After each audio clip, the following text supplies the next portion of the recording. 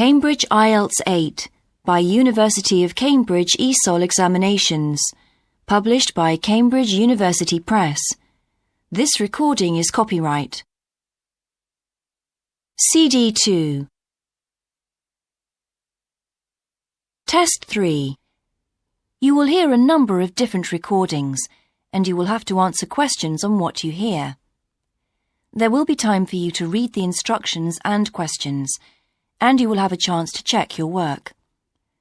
All the recordings will be played once only. The test is in 4 sections. At the end of the test, you will be given 10 minutes to transfer your answers to an answer sheet. Now turn to Section 1. Section 1. You will hear an estate agent talking to a customer who wants to rent a house. First, you have some time to look at questions 1 to 8.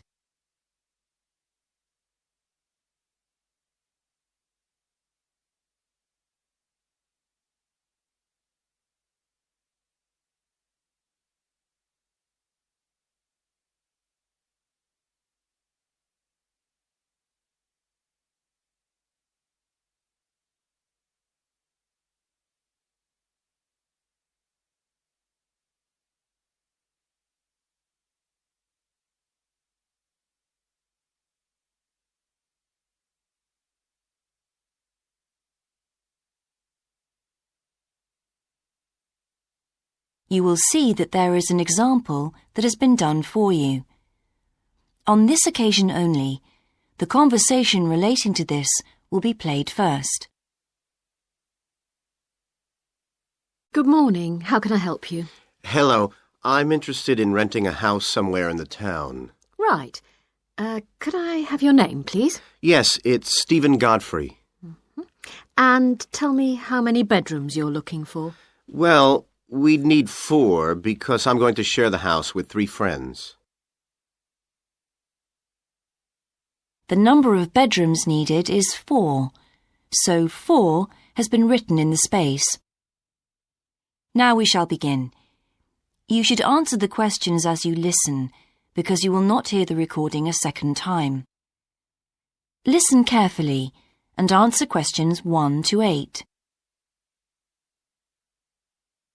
Good morning. How can I help you? Hello. I'm interested in renting a house somewhere in the town. Right. Could I have your name, please? Yes, it's Stephen Godfrey. And tell me how many bedrooms you're looking for. Well, we'd need 4 because I'm going to share the house with 3 friends. OK. There are several of that size on our books. They mostly belong to families who are working abroad at the moment. What about the location? It'd be nice to be central. Oh, that might be difficult, as most houses of that size are in the suburbs. Still, there are a few. What's your upper limit for the rent? We'd like something around £500 a month, but we could go up to £600 if we have to. But we can't go beyond that. Do you know how long you want to rent the house for? The minimum let is 6 months, as you probably realise.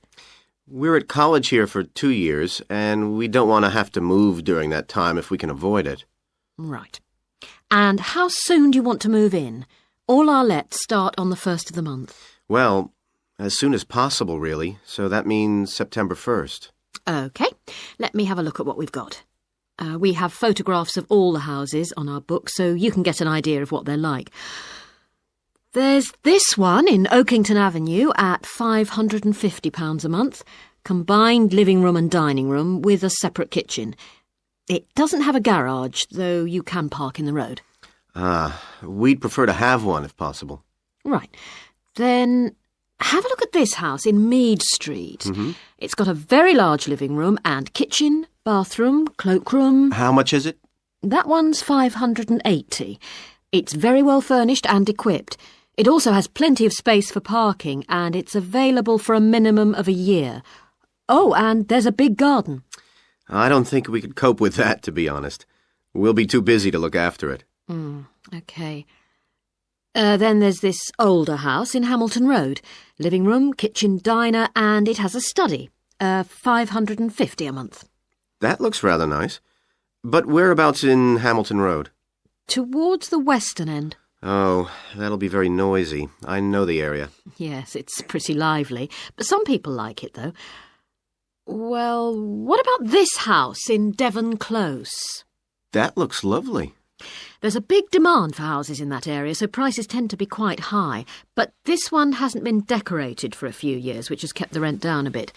It's got a living room, dining room and small kitchen, and it's $595 a month. I think it would suit you from what you've said. It sounds fine. Before you hear the rest of the conversation, you have some time to look at questions 9 and 10.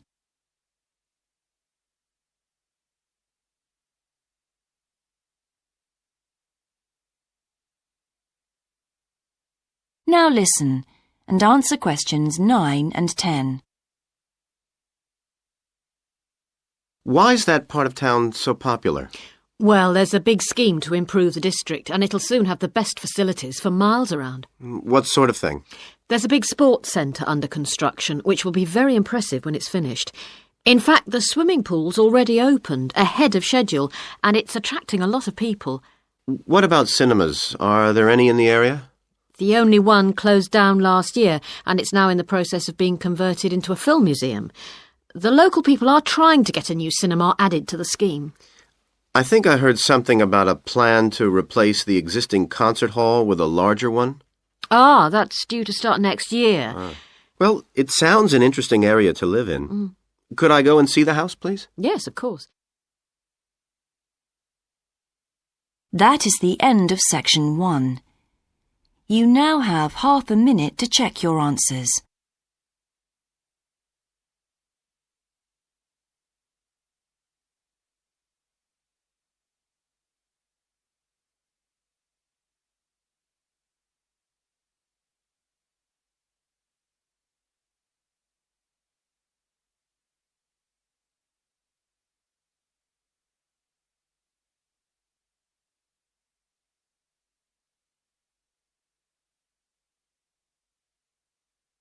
Now turn to section 2.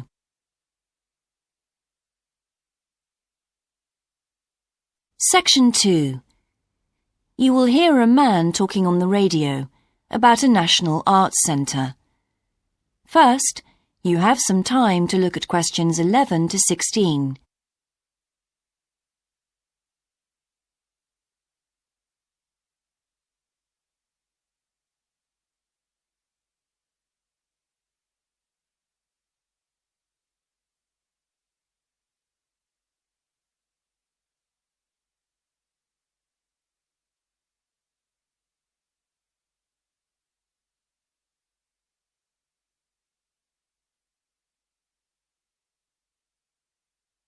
Now listen carefully and answer questions 11 to 16.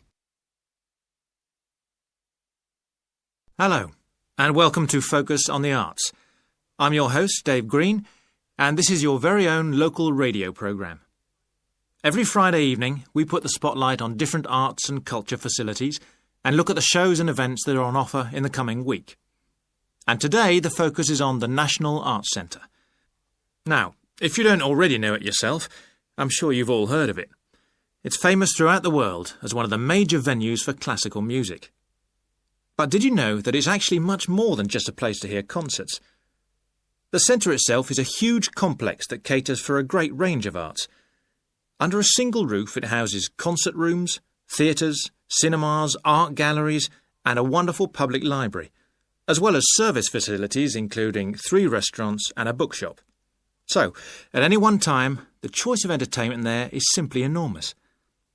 So, how did they manage to build such a big arts complex right in the heart of the city?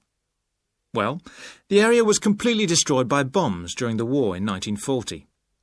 So the opportunity was taken to create a cultural centre that would be what they called the city's gift to the nation.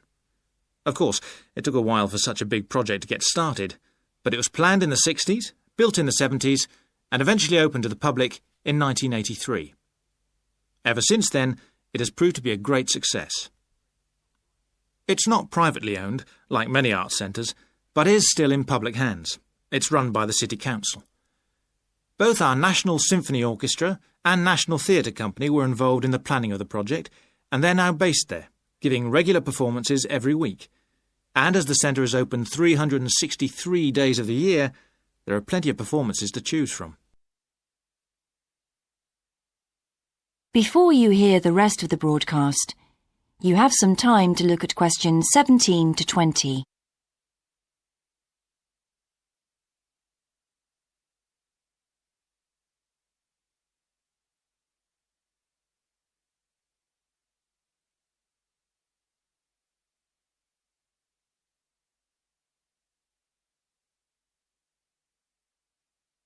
Now listen and answer questions 17 to 20.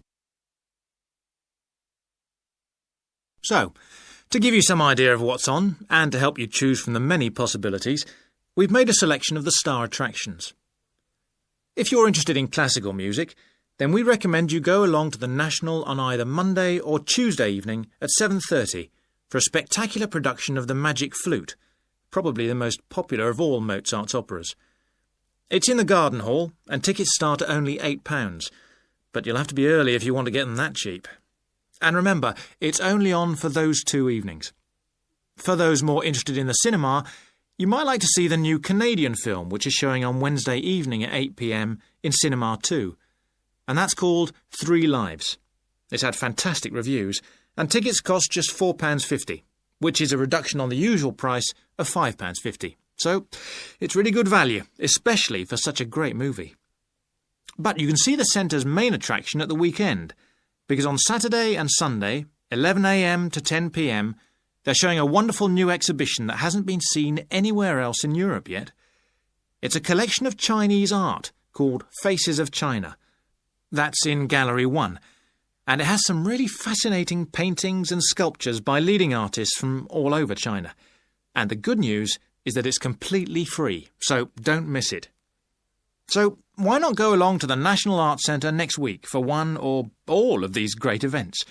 And you can always pick up a programme and check out all the other performances and exhibitions on offer, or coming soon, on almost every day of the year.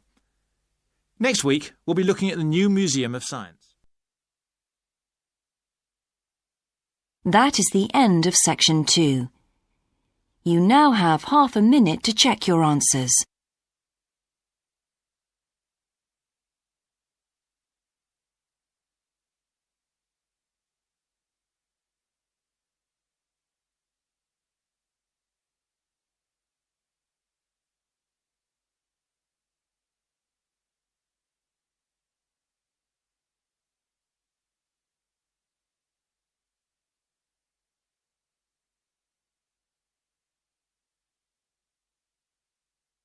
Now turn to Section 3.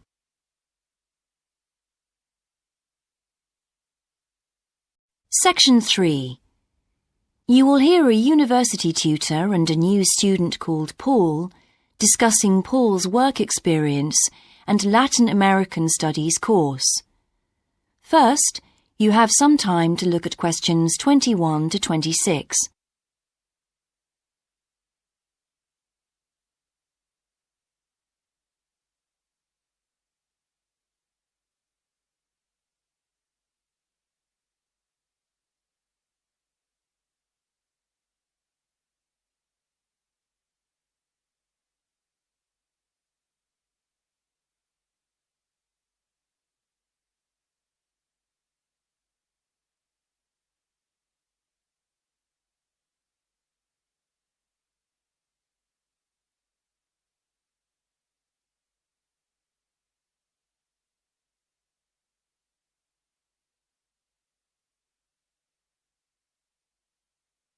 Now listen carefully and answer questions 21 to 26.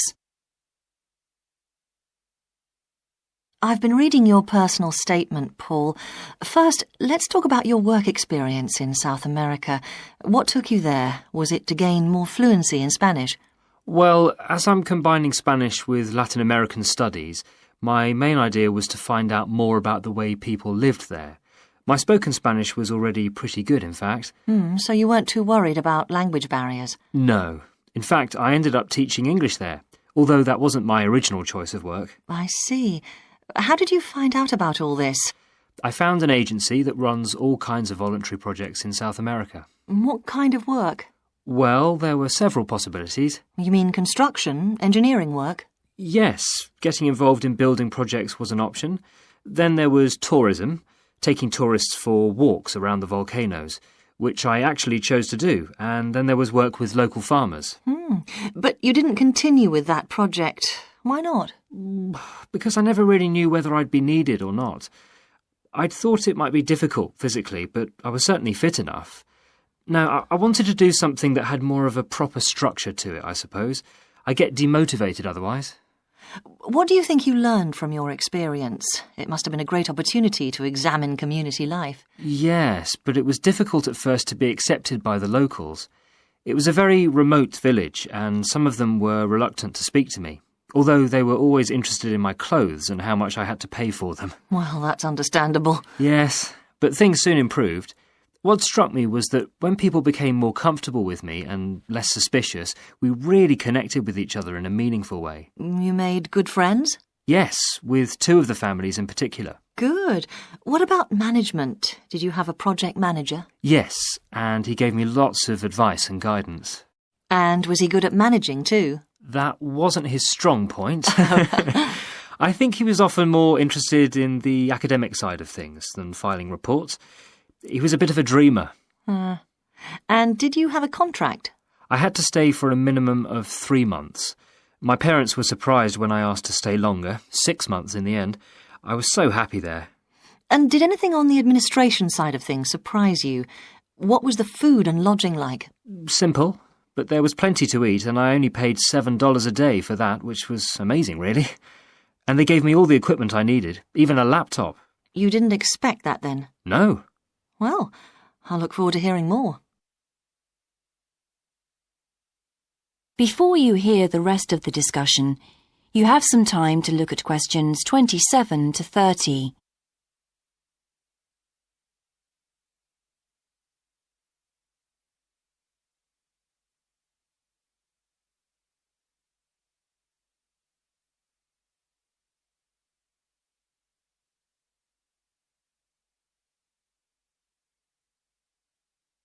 Now listen and answer questions 27 to 30. But now let's look at these modules. You'll need to start thinking about which ones you'll definitely want to study. The first one here is Gender Studies in Latin America. It looks at how gender analysis is reconfiguring civil society in Latin America. Women are increasingly occupying positions in government and in other elected leadership positions in Latin America. I think you'd find it interesting. If it was to do with people in the villages rather than those in the public sphere, I would. OK. What about second language acquisition? Do you think I'd find that useful? Well, you've had some practical experience in the field. I think it would be. I hadn't thought about that. I'll put that down as a definite then. OK. What about Indigenous women's lives? That sounds appropriate. I thought so too, but I looked at last year's exam questions and that changed my mind. Don't judge the value of the course on that. Maybe talk to some other students first, and we can talk about it again later. OK. Yes, and lastly, will you sign up for Portuguese lessons? My Spanish is good, so would I find that module easy? Not necessarily. Some people find that Spanish interferes with learning Portuguese, getting the accent right too. It's quite different in a lot of ways. Well, I'd much sooner do something else then. All right. Now, what we need to do is make a... That is the end of section 3. You now have half a minute to check your answers.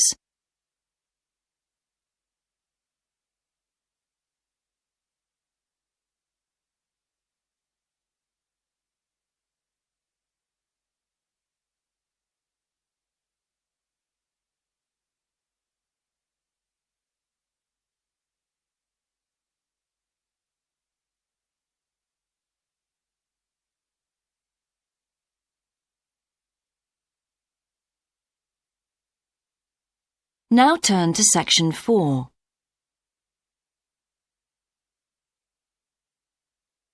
Section 4. You will hear a lecture about success in business systems. First, you have some time to look at questions 31 to 40.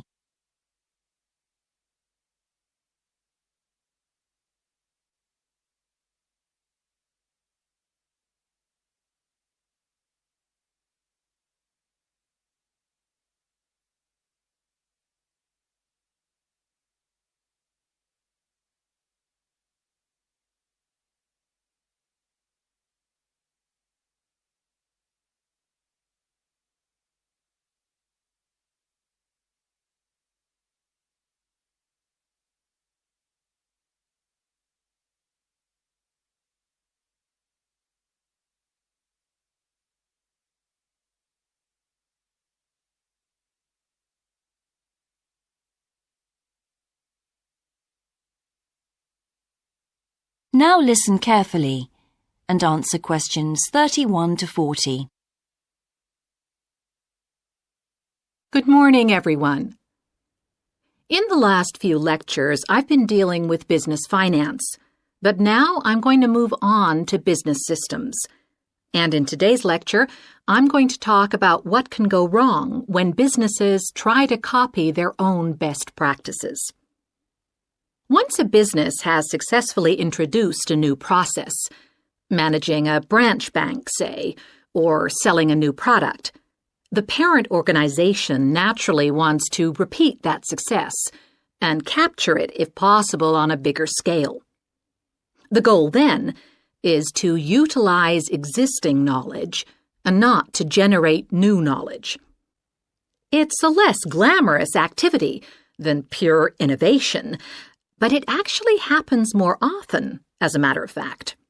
However, surprisingly, getting things right the second time is not necessarily any simpler than it was the first time. Now, there's been a lot of research into how companies can repeat their previous successes, and it certainly hasn't been confined to the United States. It seems that most large industries are trying to repeat their own successes and manage the knowledge they've acquired. But even so, it has been shown that the overwhelming majority of attempts fail. A host of studies confirm this, covering a wide range of business settings: branch banks, retail stores, real estate agencies, factories, call centers, to name but a few. So why do so few managers get things right the second or third time? Let's consider one reason for failure: placing too much trust in the people who are running the successful operation, the experts, shall we say. Managers who want to apply existing knowledge typically start off by going to an expert, such as the person who designed and is running a successful department store, and picking their brains.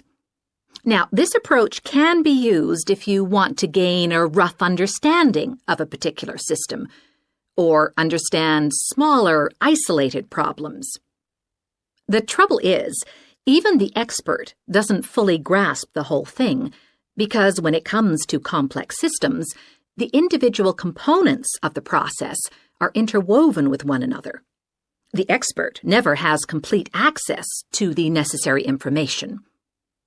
And the situation's complicated even further by the fact that experts are usually not aware of their own ignorance. The ignorance can take various forms. For instance, a lot of details of the system are invisible to managers. Some may be difficult to describe, learned on the job, and well known by workers, perhaps, but impossible to describe in a way that's helpful. And there are some things that people know or do that they're not even aware of.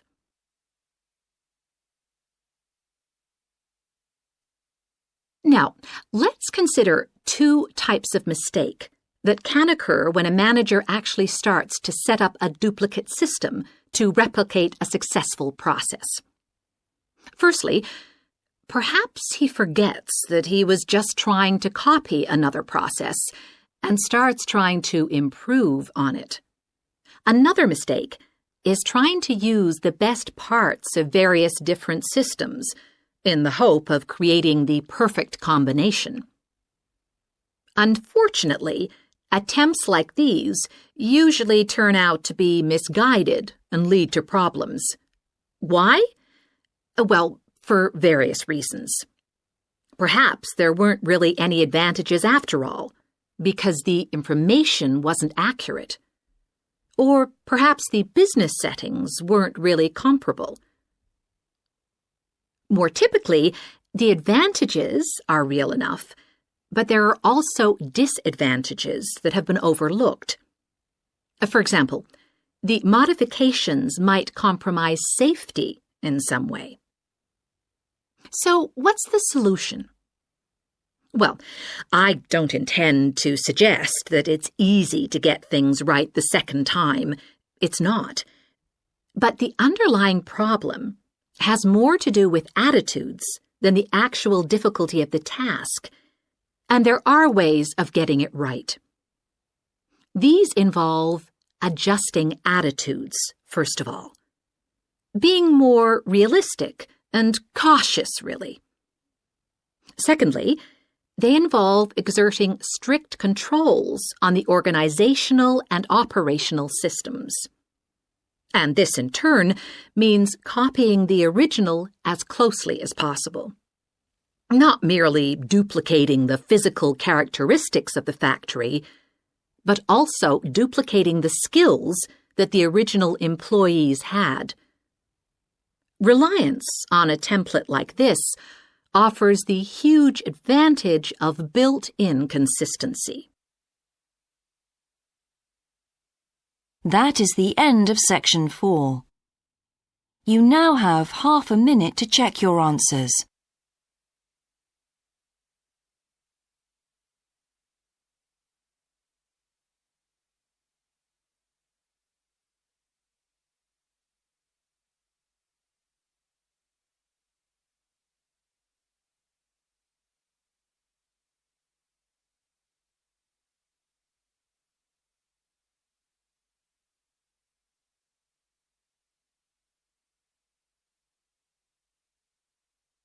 That is the end of the listening test. In the IELTS test, you would now have 10 minutes to transfer your answers to the answer sheet.